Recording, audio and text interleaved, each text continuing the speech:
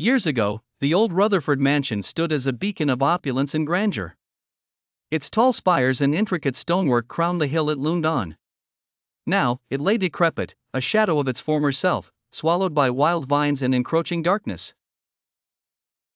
Stories whispered among the townsfolk spoke of a curse, of restless spirits that claimed the halls as their own. It was a place where the air was heavy, and the silence screamed with the echoes of the past. Nathaniel, a young historian, had always been drawn to mysteries long forgotten. His curiosity about the mansion's history was irresistible, and against the stern warnings from the town elder, he decided to spend a night there, hoping to uncover truths that had been buried in whispers and dust.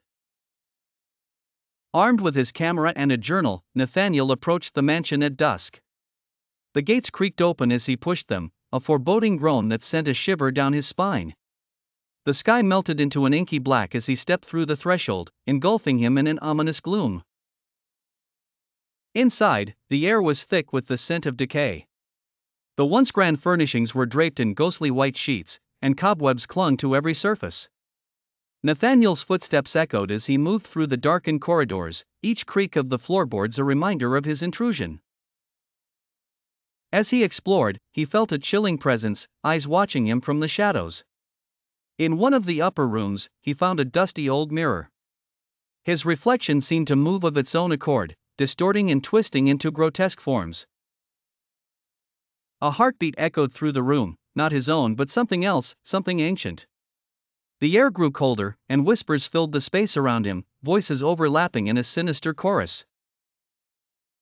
Nathaniel's camera flickered, capturing glimpses of figures standing just out of sight, their hollow eyes fixed on him. Panic surged through him, but his resolve remained firm.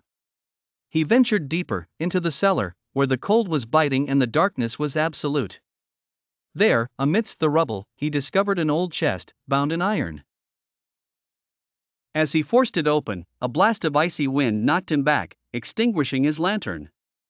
From within the chest came an eerie glow, revealing the skeletal remains of a child clutching a rusted locket.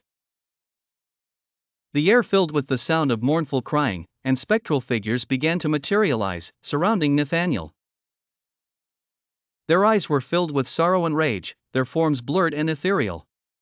Desperation clotted him as the spirits closed in, their wails rising to a deafening pitch. In a final, desperate act, Nathaniel grabbed the locket, feeling a surge of cold seep into his bones. The spirits paused, their eyes fixed on the locket. The air grew still, and in a moment of clarity, Nathaniel realized the locket held the key to their torment. Speaking softly, he promised to lay them to rest, to tell their story and free them from the curse. The spirits began to fade, their anger subsiding into a weary calm. The house released its grip on Nathaniel, allowing him to leave as dawn broke. As he stood outside, the first rays of sunlight touching the mansion, he knew that the story of the Rutherford mansion was one of sorrow and redemption, a tale finally brought to light. With the locket in hand, he vowed to honor their memory, ensuring that their voices would be heard, and their spirits finally at peace.